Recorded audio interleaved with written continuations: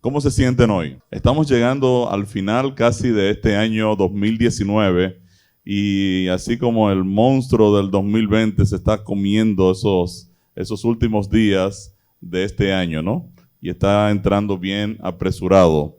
Estamos muy contentos, le estamos dando muchas gracias a Dios por sus múltiples bendiciones, por cómo también ha dirigido todo lo que estamos haciendo y llevando a cabo a través de nuestro programa de discipulado.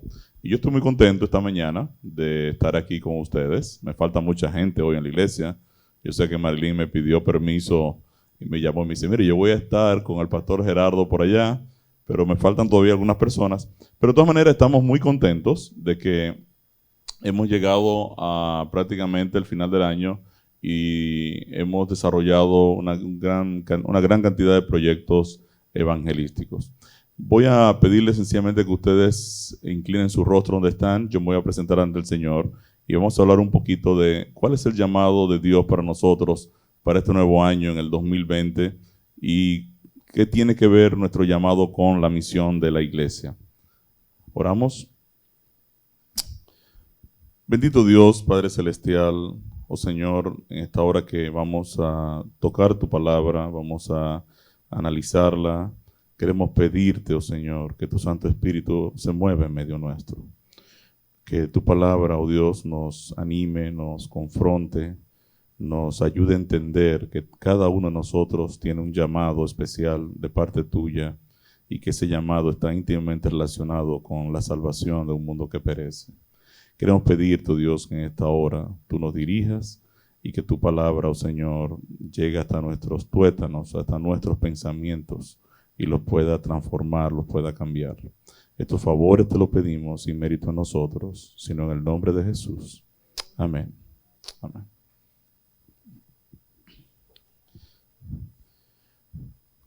Una de las grandes problemáticas que estamos viendo hoy en día es, digamos, las competencias de las iglesias. Las iglesias quieren tener cada vez más miembros, cada vez más personas, y hoy en día se desarrollan muchos programas con el objetivo de atraer público. Recientemente estuve en una iglesia que me invitaron y al inicio del culto, la persona que iba a dirigir la alabanza, que precisamente era un familiar del pastor, dijo, ¿qué les parece si nosotros, para empezar a animar un poquito, arrancamos con unos merenguitos?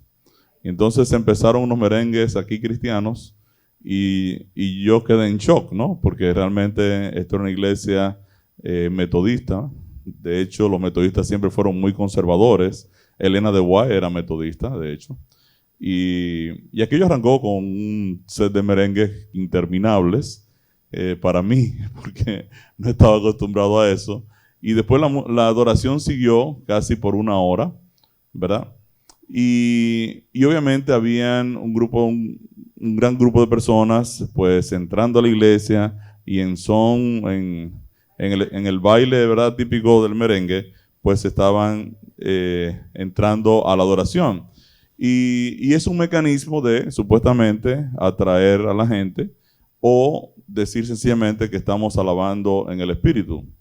Me pareció muy curioso porque el pastor decía que le parecía tan interesante, ¿verdad?, que su iglesia estuviera tocando los merengues, que él entiende que cuando los dominicanos lleguen al cielo, con toda esa música aburrida de todos los otros países del mundo, que se va a notar muy obvio cuando nosotros lleguemos al cielo a alabar al Señor con merengues, y entonces eso se va a sentir muy bien. Ahora, ¿qué es la iglesia, no? ¿Qué es la iglesia? Cuando nosotros mencionamos la palabra iglesia, nos pueden venir muchas ideas a la cabeza. Iglesia, yo puedo pensar en un grupo de gente, puedo pensar en un edificio, una estructura, departamentos, cargos, pastores, ancianos, diáconos, líderes, cultos, juntas de iglesia, programas y definitivamente la financiación de todo aquello a través de diezmos, ofrendas, entre otras cosas.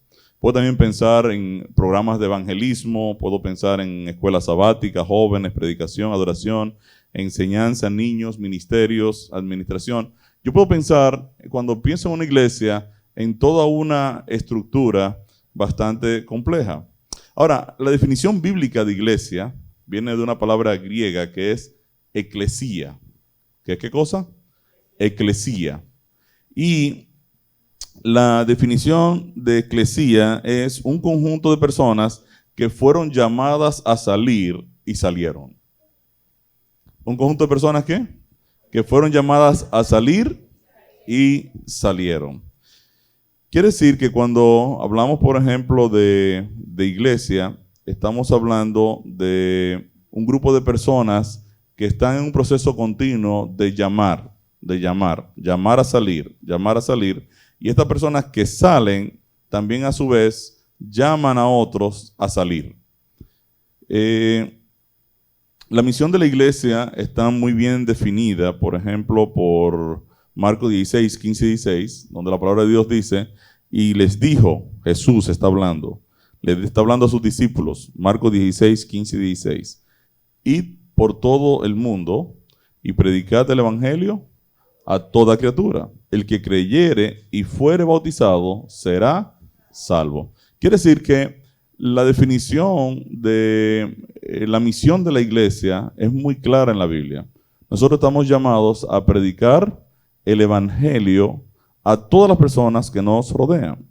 Mateo 28, 18 al 20 aclara un poquito más esa misión y Jesús le dice a los discípulos, toda potestad me es dada en el cielo y en la tierra, por tanto, id y haced discípulos a todas las naciones, bautizándolos en el nombre del Padre y del Hijo y del Espíritu Santo, y enseñándoles que guarden todas las cosas que os he mandado, y aquí yo estoy con vosotros todos los días hasta el fin del mundo.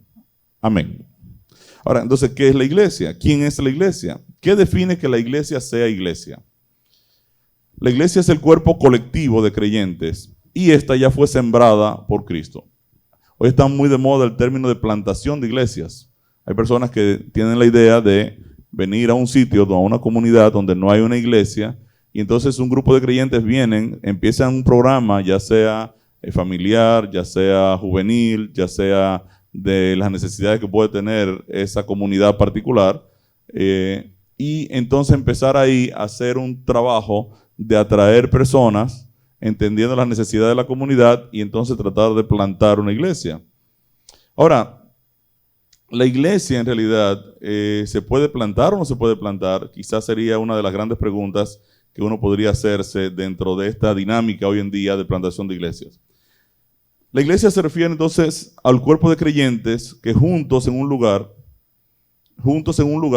adoran al Señor, como también a todos aquellos que se reúnen en diferentes países, naciones y lugares colectivamente. La iglesia es iglesia cuando por lo menos 2 o 3 personas se reúnen para adoración espiritual al Dios verdadero y comparten la verdad de Dios. Cuando 2 o 3 personas se reúnen, entonces, en un lugar, 2, puede ser que usted se reúna con su esposa o con su esposo, ¿verdad? Y empiecen ahora a adorar al Señor con alabanzas, a estudiar su palabra, ya ahí hay una iglesia de ¿cuántos miembros? De 2 miembros. Quiere decir que un hogar puede ser también considerado una iglesia cuando hace su culto divino, o su culto, de matutino, en las mañanas, está haciendo el culto familiar, está haciendo un papel de una pequeña iglesia. Entonces, estas personas que se reúnen, se apoyan y se edifican por medio de la administración de los dones espirituales. Cada uno de nosotros, entonces, tiene un don particular, un don espiritual. Cuando hablamos de iglesia, entonces nos referimos entonces a un conjunto de creyentes que se reúnen con el propósito de adorar racionalmente, escuchar la palabra, orar y administrar los sacramentos del bautismo y la cena del Señor. La iglesia no es el lugar, sino la gente que se reúne. Iglesia es gente llamada y enviada. Nosotros no vamos a la iglesia o no venimos a la iglesia. Nosotros somos la iglesia. Amén. Y eso es un tema bien interesante, porque muchas veces nosotros pensamos que yo soy miembro de tal iglesia o soy parte de tal iglesia, cuando en realidad yo soy la iglesia.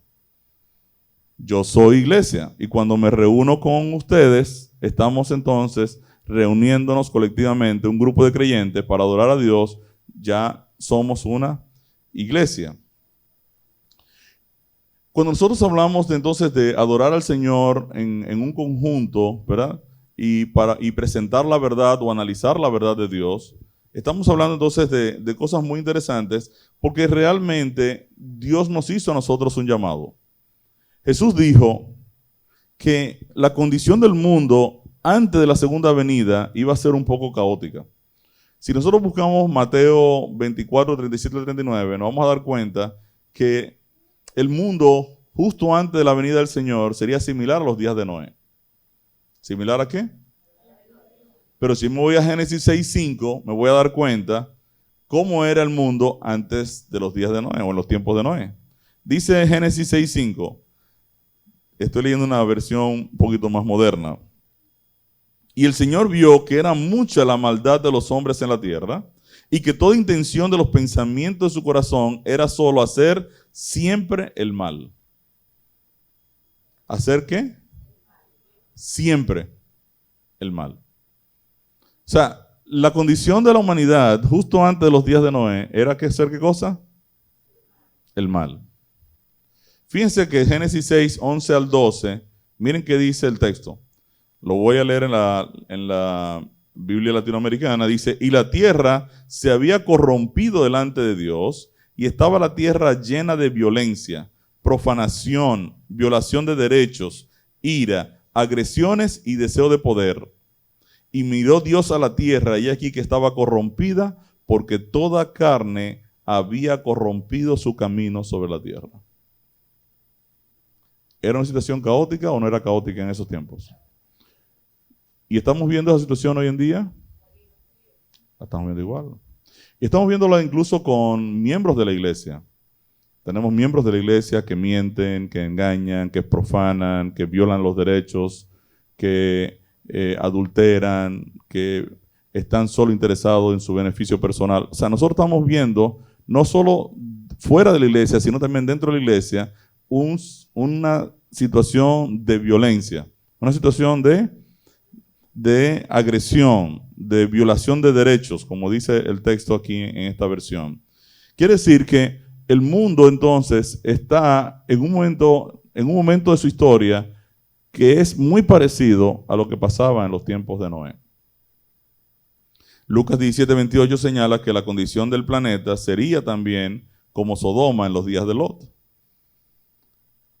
Y yo me sorprendo cada día más lo que está pasando con el tema del homosexualismo y del lesbianismo y los derechos. Y los únicos que tienen derecho en este mundo son los LGBT. Nadie más tiene derechos. O sea, nadie tiene el derecho de decir, yo no quiero compartir el derecho tuyo, yo tengo el derecho mío, ¿cierto? O sea, cuando hablamos de derechos humanos, pues se respetan los derechos de todos los seres humanos. Esta comunidad entiende que ellos son los únicos que tienen derecho hoy en día. Y están encontrando entonces apoyo político para promover entonces un problema que 30 años atrás se consideraba que era una enfermedad psiquiátrica. Entonces, lo que se consideraba hace un tiempo atrás como un problema de conducta, una desviación de la conducta moral, hoy está legalizado y hoy se habla de brindarle derechos. No es que vamos a discriminar a los seres humanos por ser seres humanos, pero si usted tiene un problema, si usted roba o usted miente o usted engaña, usted tiene un problema moral. Y la Biblia dice que si usted se desvía sexualmente, también tiene un problema moral. Entonces, hoy en día, el mundo está exactamente en la misma condición que Jesús dijo que iba a estar. Como en los días de Noé, como en los días de Lot. Ahora, la lectura bíblica de hoy, Mateo 24:14, dice que el evangelio del reino iba a ser predicado en todo el mundo por testimonios a todas las naciones y entonces vendría el fin. Quiere decir que si la condición del mundo está en una situación tan caótica y es la condición del mundo justo antes de la segunda venida de Cristo, pues es obvio que ahora debe surgir, ¿qué cosa?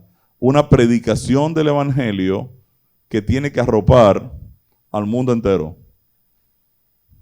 Porque estamos cerca del tiempo del fin. Y yo como cristiano tengo que saber si yo estoy más del lado de la condición del mundo o sencillamente yo estoy verdaderamente actuando como Cristo actuó. Quiere decir que nosotros como iglesia tenemos entonces un gran reto.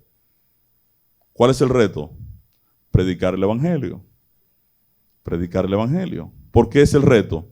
Porque estamos viviendo en el tiempo ya en el que las señales o las condiciones que el mundo iba a tener para la venida de Cristo se están dando.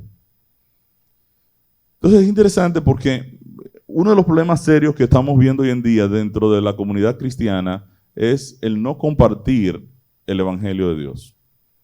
Y hemos tratado desde nuestro programa de Regalo de Dios, desde esta iglesia, pues desarrollar un programa bastante, digamos, apasionado de predicación del Evangelio a través de grupos pequeños. En julio de 2013 salió un estudio de Barna sobre las 12 razones principales de por qué las personas no comparten su fe. 12 razones por las cuales las personas no comparten su fe.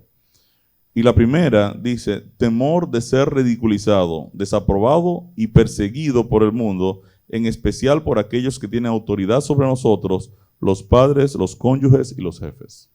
Quiere decir que una de las razones por las que las personas no comparten su fe es porque tienen temor de ser ridiculizados, de ser burlados. La segunda razón, dice el estudio de Barna, es que no se sienten calificados. Por alguna razón ellos no se sienten calificados para compartir el Evangelio. Una tercera razón es querer conservar sus trabajos. Tienen miedo de perder sus trabajos y dicen, si yo hablo aquí la boca, seguro me van a votar. Entonces, mejor no digo nada. Una cuarta razón es complacencia, falta de compasión, falta de pasión y holgazanería. Esa es una cuarta razón. La quinta razón, excesiva preocupación por ser políticamente correcto. Yo no quiero ofender. Yo entiendo que si comento algo a mi amigo, a mi pareja, a mi vecino, entonces el tipo se puede ofender. Entonces yo voy a ser político y mejor no le comento nada. La sexta razón es por estar influenciados por una cultura mundana. ¿Estar qué? Influenciados por una cultura mundana. Séptima razón, falta de entrenamiento y no saber cómo compartir el Evangelio. Octava razón, el sentimiento de no ser cristianos fuertes con una fe sólida. Novena razón, pocas personas creen en lo que ellos dijeron que creían. La décima razón, por abrazar creencias falsas. Las personas no pueden compartir el Evangelio porque sencillamente no lo entienden, no lo conocen. Han abrazado un conjunto de creencias falsas y no tienen forma de presentar entonces la verdad. El número 11 es que no conocen ni bien ni con claridad del Evangelio. Y una de las razones de las que hemos tratado de empujar muy fuerte el plan de Dios, su mayor regalo, es para que las personas vuelvan de nuevo a entender la visión de Dios, cómo Dios salva al pecador. Y la Biblia es muy enfática al decir, número 1, que toda la salvación viene por la sangre derramada de Cristo Jesús en la cruz del Calvario en nuestro favor. Dios salva lo que está perdido. Y si toda la humanidad ha pecado y toda la humanidad se encuentra perdida, pues obviamente tú no le pides a una persona que está perdida que se salve o que salga. Es como que mi hijo cayó en la selva del Amazonas. Y ahora yo digo, bueno, cuando él salga a lo claro, entonces yo voy y lo busco. Pero resulta que él está ¿cómo? Perdido. Si está perdido, ¿cómo se va a salvar? No hay forma. Entonces, hoy en día está muy metido en la cabeza de las personas y de las comunidades cristianas que las personas tienen la capacidad de producir obras buenas o de ser buenos o de tratar de ser buenos. Hay personas que no toman su decisión por Cristo porque están esperando ellos ser mejores. Y el problema es que la Biblia me dice que contigo no hay nada bueno. Que mientras tú no vengas a Cristo, tú no vas a poder ser mejor. Entonces yo tengo que entender lo que Jesús hizo por mí en la cruz del Calvario, tomar mi decisión de bautizarme y ahora Dios coloca el Espíritu Santo a morar en mi vida para el Espíritu Santo producir entonces un cambio de mi naturaleza, un cambio de mi carácter y colocar el carácter de Cristo a morar en mi vida. Entonces, a esa etapa le llamamos santificación. Quiere decir que yo tengo que conocer cómo Dios me salvó en Cristo, cómo Dios me colocó en Cristo, y luego pasar por el proceso del bautismo, firmar mi relación con el Señor, mi pacto con el Señor, y ahora Dios coloca su Espíritu Santo en la etapa de la santificación para producir rectitud genuina en nosotros. Y luego en la segunda venida de Cristo, Dios promete darnos cuerpos renovados donde el pecado jamás tiene que ver con nosotros. Quiere decir que desde la plataforma del plan de salvación, del plan de Dios, su mayor regalo, estamos tratando de que las personas tengan una comprensión clara del plan de salvación y que a su vez lo puedan compartir con otros. Precisamente para evitar el problema de la inseguridad. Yo no conozco el evangelio. Wow, ¿y cómo le digo a esta persona? Y entonces, ¿qué hago? No, ya usted conoce el plan de salvación. Usted no tiene que tener ni vergüenza ni ningún temor. Y a mí me da mucha gracia porque cada vez que me encuentro con personas profesionales o de cierto nivel, yo no tengo ya el temor de decirle y explicarle: querido, tú estás perdido, tú necesitas conocer el plan de salvación, tú necesitas venir a Cristo, tú lo necesitas. Teníamos el martes en mi casa la junta de vecinos, yo soy el presidente de la junta de vecinos, hicimos una pequeña actividad ahí para discutir todo lo que estaba pasando en la meseta, pero yo aproveché para hablarles de lo que estamos haciendo a nivel evangelístico. Entonces le dije al grupo: mi esposa está dirigiendo un grupo en la cárcel de Baní Mujeres con casi 80 personas. ¿Cómo? Me dijeron los vecinos. ¿Y cómo es eso? Entonces ahí hablé del plan de Dios, saqué un libro y uno de nuestros vecinos, que es muy católico y es muy amigo, pues me dice: ¿y yo no puedo quedar con este libro? Y yo le dije: pues claro que te puedes quedar con él. Y le dejé el libro y después fui y busqué 2 libros más de 4 libros más de finanzas y se los regalé a cada uno de los vecinos. O sea, yo no tengo que tener ningún temor al momento de confrontar a una persona o de buscar conectar con la persona para que ésta a su vez en algún momento determinado pueda venir entonces a un conocimiento del plan de salvación. La 12ª razón por la que las personas no comparten su fe es que no ven el ejemplo de los líderes de la iglesia en compartir su fe. ¿No ven qué cosa? El ejemplo de los líderes de la iglesia. La mayoría de los pastores y ancianos no tienen grupos pequeños, no visitan los que funcionan y torpedean los programas con actividades de cualquier índole. Entonces, obviamente, cuando eso ocurre, entonces tenemos un serio problema en la expansión del evangelio. Yo le decía a Marisol en estos días, en casa de Marisol lo decía, yo he sido miembro de la Iglesia de la Caridad, de la Iglesia de Mella, del Colegio Adventista Sonador Bonao, ahí fue que me bauticé. He sido miembro de la Iglesia Central de Santiago, de la Iglesia de Sion, de la Iglesia de Quisqueya, de Gascue, de Luz de Bellavista y finalmente Regalo de Dios. Yo he sido miembro de 14 iglesias en toda mi vida. Y yo sé lo que es pasar años como miembro de una iglesia sin aportar nada de valor a la misión de la iglesia. De hecho, yo tengo un doctorado en cómo ser adventista sin hacer absolutamente nada en una iglesia. Soy especialista en eso. Yo sé lo que es pasarse la vida chismoseando, criticando y obstaculizando la obra de Dios. Soy especialista. Tengo decenas de años en eso. Ven. Jesús dijo: si tú conmigo no recoges, desparramas. Y la verdad es que hoy tenemos 4 grupos pequeños, por la gracia del Señor, y estamos abriendo 2 más en enero. Vamos a tener 6 grupos pequeños a partir del próximo año. Quiere decir que hay un cambio muy radical entre lo que yo era hace unos años atrás a lo que hoy estoy haciendo en favor de la expansión del evangelio. Y entonces la pregunta mía es: ¿por qué hoy yo puedo trabajar en esa dirección? Y la razón es: si tú conoces el plan de salvación tiene que producir el gozo de compartirlo, porque es una buena noticia. El evangelio es una buena nueva. Una buena nueva. Entonces, obviamente, cuando tú trabajas en la iglesia de Cristo, tú vas ahora a hacer ¿qué cosa? tú vas ahora a compartir el evangelio y la iglesia de Cristo va a crecer. De hecho, en la Biblia, la iglesia es comparada con muchas cosas. Por ejemplo, a la iglesia se le llama el edificio de Dios, donde cada bloque, cada ladrillo representa a quién. A cada uno de nosotros. Nosotros somos cada uno ladrillo del edificio que forma el templo de Dios. Se le llama iglesia de Dios, se le llama virgen pura, el cuerpo de Cristo, pueblo elegido, sacerdocio real, nación santa, rebaño de Dios.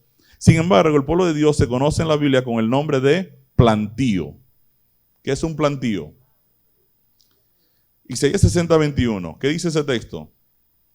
Dice, y tu pueblo, todos ellos serán justos, para siempre heredarán la tierra, renuevos de mi plantío, obra de mis manos para glorificarme. ¿Qué cosa es la iglesia? Un plantío. Y cuando uno dice plantío, ¿qué a usted le llega a la mente? Sí, yo pienso una vez en William y sus piñas, ¿no? Yo veo así muchas plantas de piña, ¿verdad?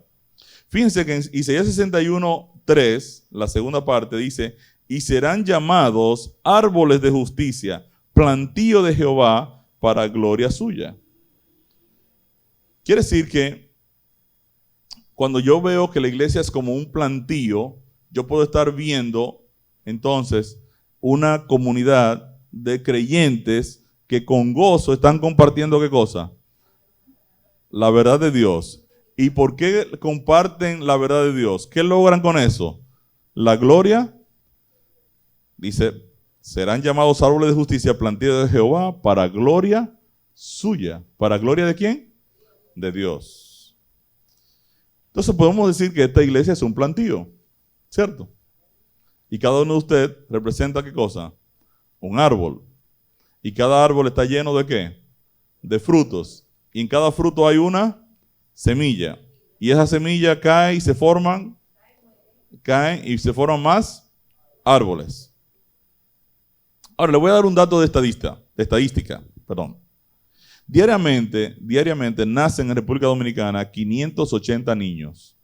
¿Cuántos niños nacen diariamente aquí? 580. No se olvide ese dato, 580. Quiere decir que en un año eso representan 218,000 nuevos niños que nacieron. 218,000 cada año.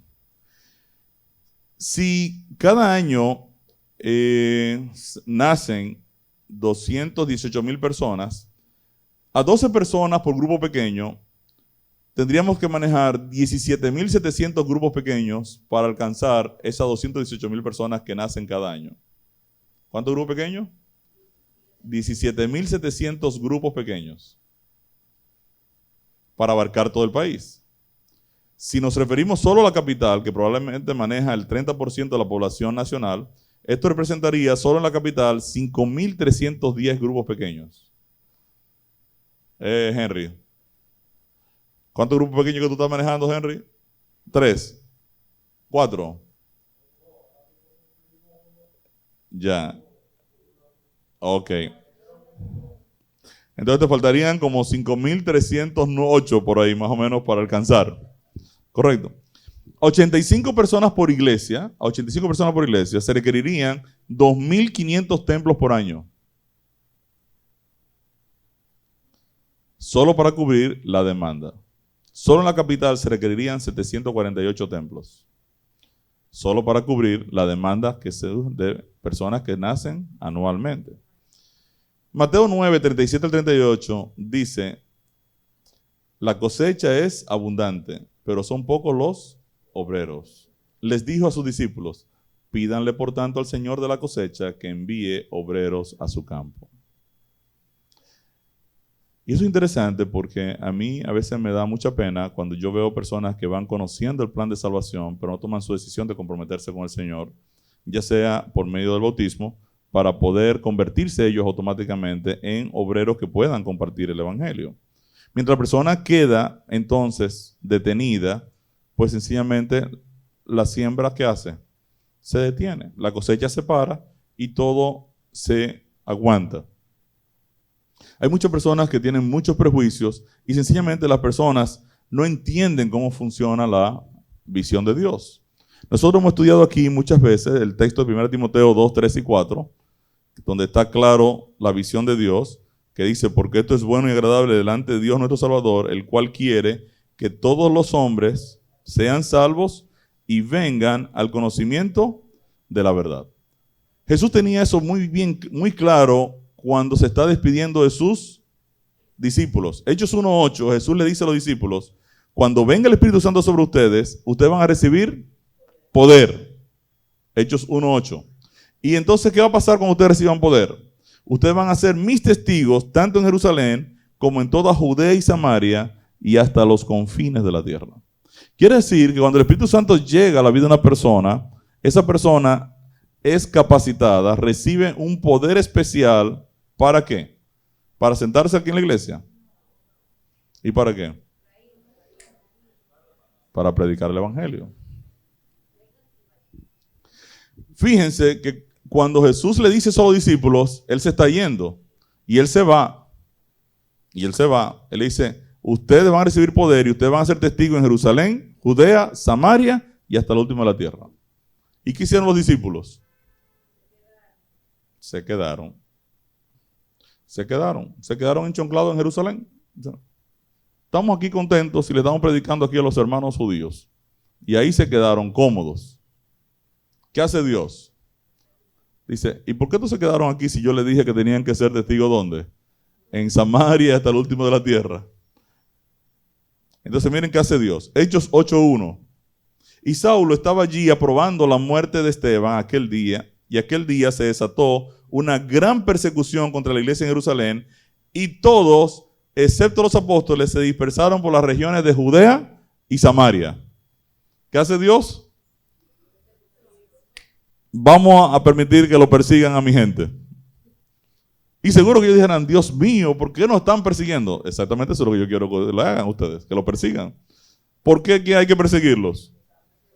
Porque ustedes se quedaron, no hicieron caso. Esta semana hablaba con mi familia en el culto pequeño, porque me encontré con un amigo que me invitó precisamente a su iglesia, donde estaba ahí todo ese culto especial ahí. Y entonces estábamos en una actividad y yo le digo, me dice él, pero de repente podemos comernos un puerquito asado.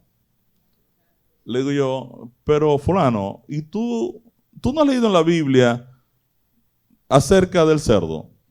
Me dice, no, yo me sé de memoria los textos del cerdo. Digo yo, ajá, y me recita Levítico 11 de memoria. Y tú no, y los animales que son así, los que tienen pezuña hendida, y me recita de memoria Levítico 11. Y le digo yo, y corta, y me empieza a recitar los 10 mandamientos con el sábado. Le digo yo, pero fulano, yo no entiendo. ¿Y por qué si tú sabes eso, entonces no le estás haciendo? Dice, porque no estoy haciendo caso. Digo yo, ¿no estás haciendo caso? Dice él, no estoy haciendo caso. Entonces me narra la historia de una persona, de una empresa, de una corporación muy grande, que estaba aburrido de contratar gente que no funcionaban. Entonces él puso un anuncio muy grande y decía, se requiere personal en una empresa muy importante.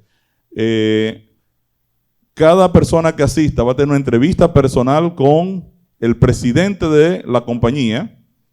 No traiga currículum. Perfecto. Y entonces se forma una fila larguísima de gente. Y llegan los primeros 3, él los atiende a las 3 personas ahí, viene el primero y entrega su currículum. Entonces el hombre lo ve y le dice, usted es bastante capacitado. Sí, ¿y qué usted tiene? Bueno, yo tengo una maestría en esto, lo otro. Perfecto. Perfecto, yo lo voy a anotar aquí y yo le llamo. Viene el segundo, presenta también su currículum, hablaba 3 idiomas, tenía tantos años de experiencia, él toma el currículum y demás. Y así fueron llegando y llegando. Al final llega un joven, un tipo, y le dice, él se sienta, se va a sentar y el tipo le dice, mire, ¿sabes qué? Mejor no me entreviste, yo me voy. Dice, pero ¿por qué? Dice, no, que yo veo los currículos de todas las personas que han llegado y veo que hay personas que hablan 2 idiomas, que tienen maestrías y todo eso, y la verdad es que yo no tengo nada de eso. Y si usted ha rechazado a toda esa gente, dice, no, pero siéntese, tranquilo, siéntese. No hay ningún problema, siéntese. Entonces el hombre se sienta. Entonces le dice, dígame, ¿en qué usted es especialista? Dice, mire, yo no soy especialista en absolutamente nada. Dice, pero ¿qué usted sabe hacer? Lo único que yo sé hacer es hacer caso. ¿Cómo? Dice, claro, usted dijo que no trajeran currículum y yo no traje currículum. Entonces, yo sé hacer caso. Usted me dice qué es lo que hay que hacer y yo escucho y hago caso a lo que usted está haciendo.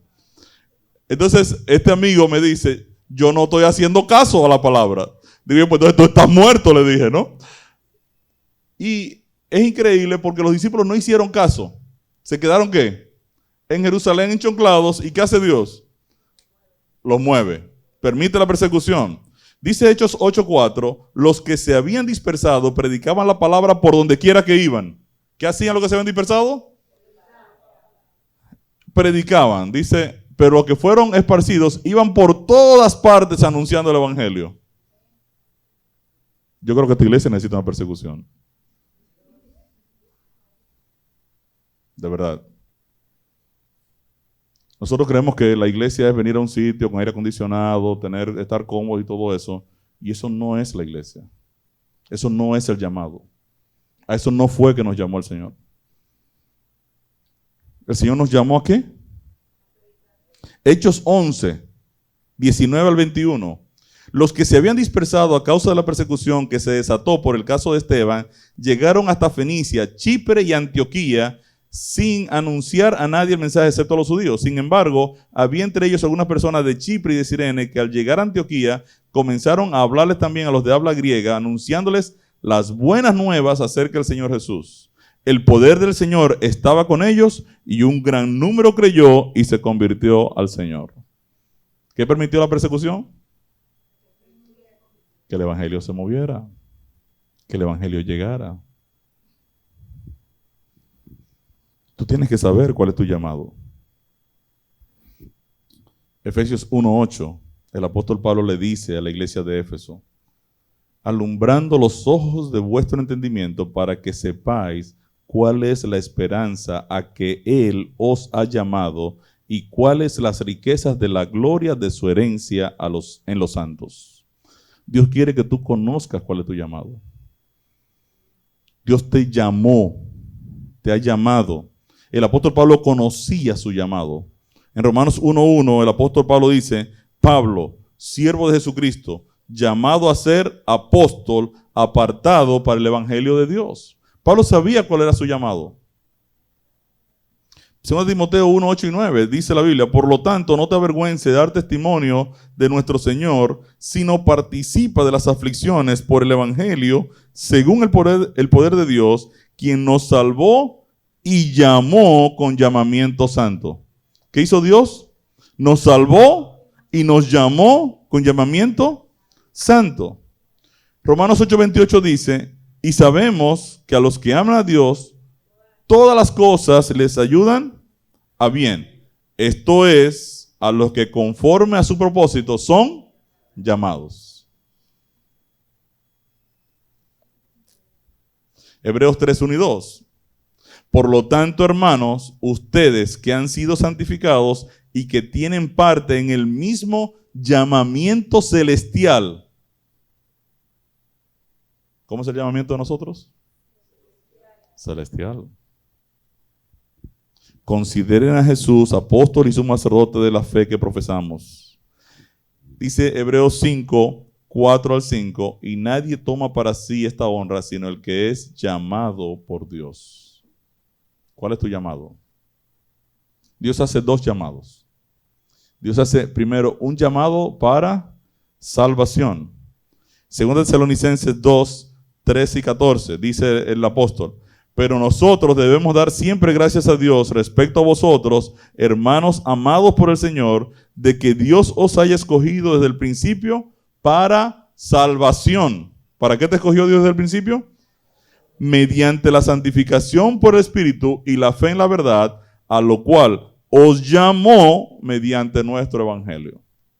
¿Cómo Dios te llama? Por medio del Evangelio. Entonces, el primer llamado que Dios hace es un llamado a salvación, un llamado a santificación por medio del Evangelio. 1 Timoteo 6:12, el apóstol Pablo dice: pelea la buena batalla de la fe, echa mano de la vida eterna, a la cual asimismo fuiste llamado, habiendo hecho la buena profesión delante de muchos testigos. El apóstol Pablo está diciendo a Timoteo: Timoteo, tú fuiste, ¿qué cosa? Llamado. ¿A qué fuiste llamado? A tener vida eterna. Y hizo esa buena profesión delante de muchos testigos. En otras palabras, fue bautizado delante de muchas personas. Entonces, el primer llamado que Dios hace es un llamado a salvación. El segundo llamado que Dios hace, el segundo, es un llamado a salvar a otros. ¿Un llamado a qué? A salvar a otros. Fuimos llamados a predicar el evangelio con el propósito de salvar a otros. Primera de Pedro 2:9, ¿qué dice? Usted es un texto muy conocido. ¿Mas vosotros sois? No. Linaje escogido, real sacerdocio, nación santa, pueblo adquirido por Dios, para que anunciéis las virtudes de aquel que os llamó de las tinieblas a su luz. Entonces, ¿a qué usted ha sido llamado? A anunciar las virtudes. Marcos 6:7. Después llamó a los 12. ¿Qué hace Jesús? Llamó a los 12 y comenzó a enviarlos de dos en dos y les dio autoridad sobre los espíritus inmundos. Entonces, es interesante porque yo pienso que uno de los problemas que tenemos hoy en día es que no estamos entendiendo cuál es nuestro llamado. Yo tengo que saber a qué Dios me llamó. Entonces, Dios me llamó a salvación y me ha llamado a salvar a otros. Entonces, existen dos clases de creyentes, el creyente pasivo y el creyente activo. El creyente pasivo es el creyente que no hace absolutamente nada. El que tiene un doctorado como el que yo tenía, ¿cierto? Eso es un doctorado en no hacer nada. Doctorado, ¿y qué te viene a la iglesia? A nada. ¿Y cuál es su plan? Nada. ¿Y su meta a corto, mediano y largo plazo? Ninguna. Entonces, ¿y qué usted quiere lograr? No, yo quiero llegar a la Canaán celestial. ¿Haciendo qué? Haciendo nada.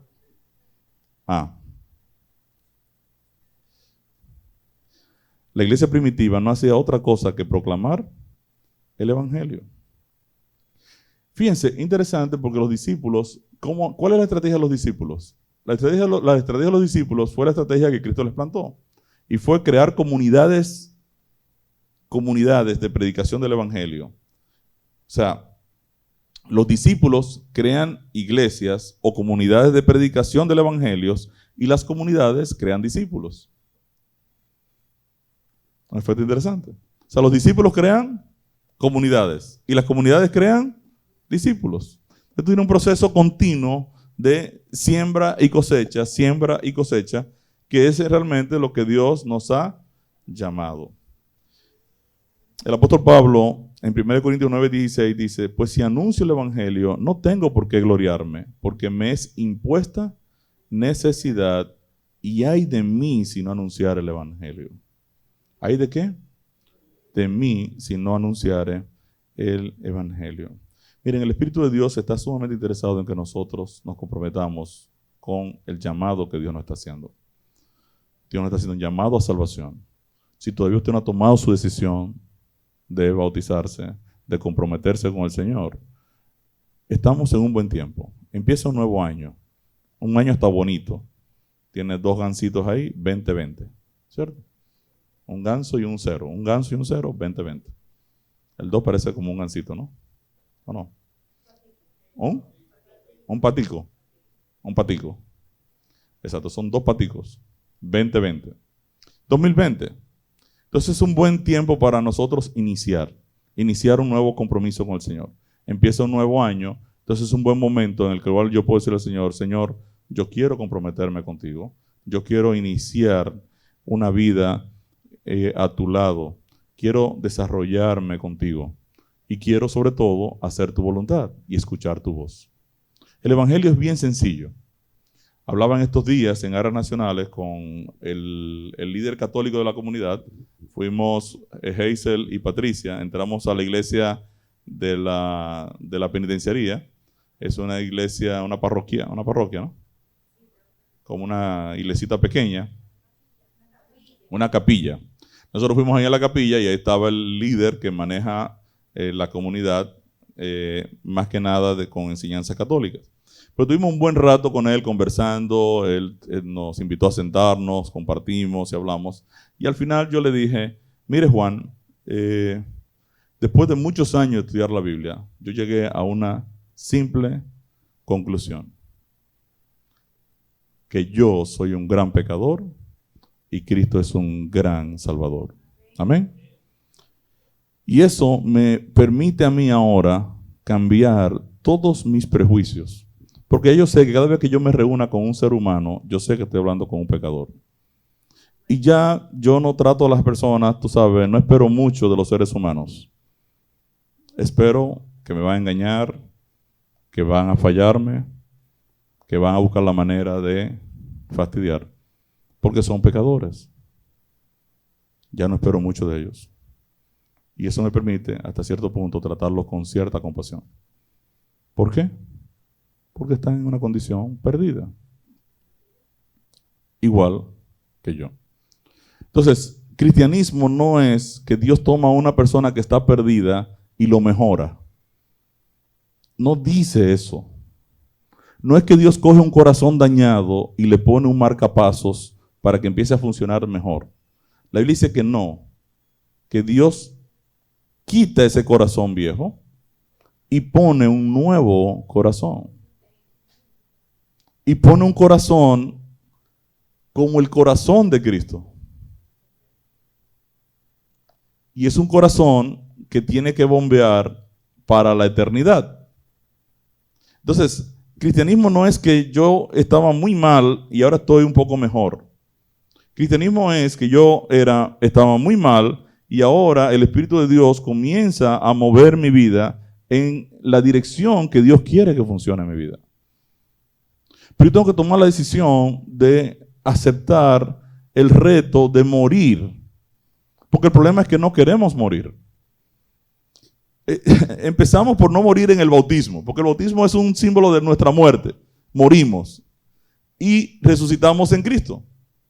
Entonces el primer reto que tenemos es nosotros decidir morir de verdad y decidir que Dios cambie el corazón de Ricardo y ponga otro corazón, ponga otra mente, ponga la mente de Cristo. Eso es el evangelio. Y eso hay que decírselo a las personas, porque todavía los seres humanos tienen expectativas de ellos mismos, de que ellos pueden mejorar, que pueden ser más buenos. Y la Biblia te dice, eso no va a suceder porque lamentablemente tú eres pecador. Tu vieja naturaleza está ahí y hay que removerla. Y eso solo lo puede hacer el Espíritu de Dios. Entonces, yo tengo que saber cuál es el llamado que Dios me hace a salvación. Dios me hace un llamado a un cambio de naturaleza. A quitar al viejo Ricardo y poner el carácter de Cristo a morar en mi vida. Y yo tengo que tener eso tan claro para poder enseñárselo a otros. Yo le decía a este señor, a Juan, ya no se trata de qué tan bueno yo puedo ser o qué tantas cosas yo voy a hacer para agradar a Dios. Porque no lo voy a lograr. Si no se trata, lo que dice el apóstol Pablo en Gálatas 2:20, que dice, con Cristo estoy juntamente crucificado y ya no vivo yo, mas vive Cristo en mí.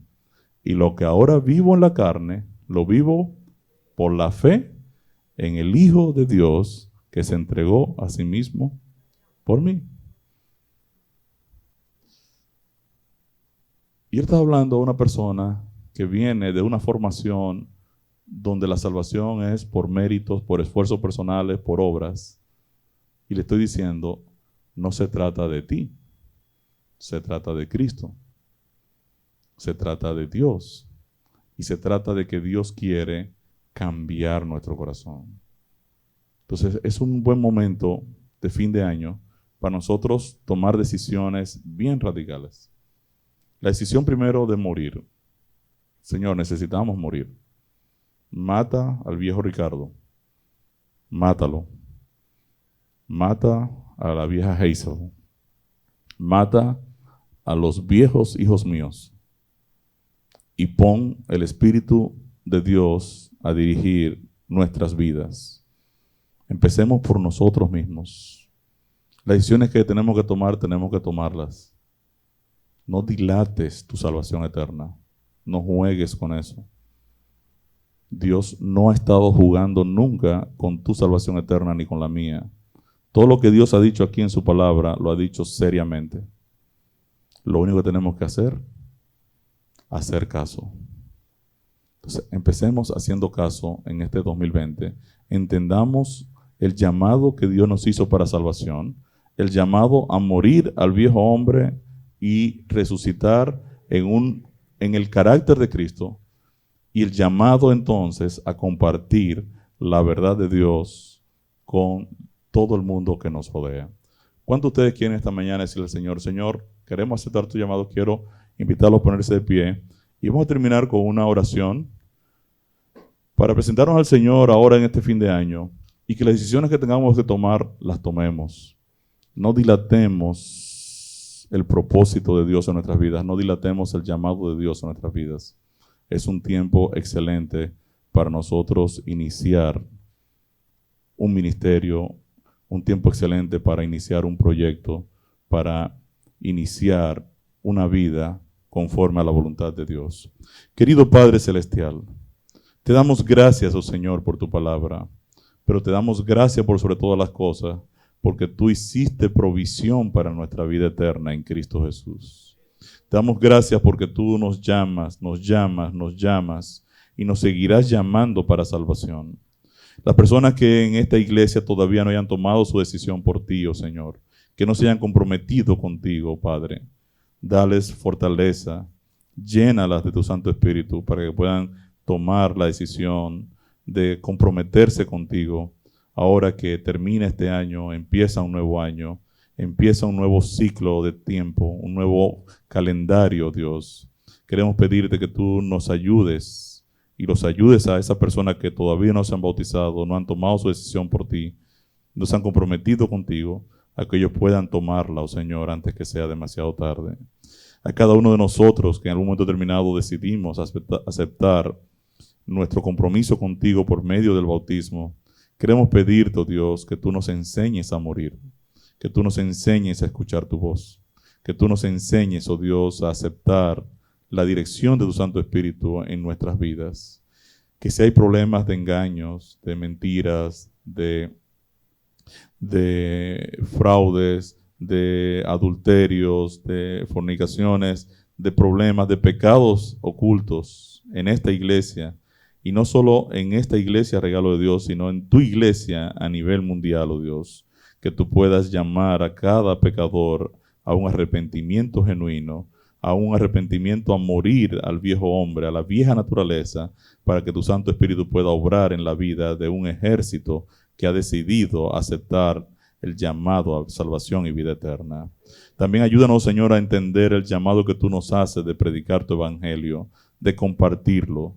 Ponnos, oh Señor, esa pasión, ponnos ese amor de salvar a las personas, de preocuparnos por nuestros amigos, nuestros vecinos, nuestros familiares, las personas que nos rodeen. Danos palabras sazonadas con sal para poder, oh Señor, empatizar con las personas que amamos, para que ellos puedan también conocer tu evangelio y puedan entregar sus vidas a ti antes que sea demasiado tarde.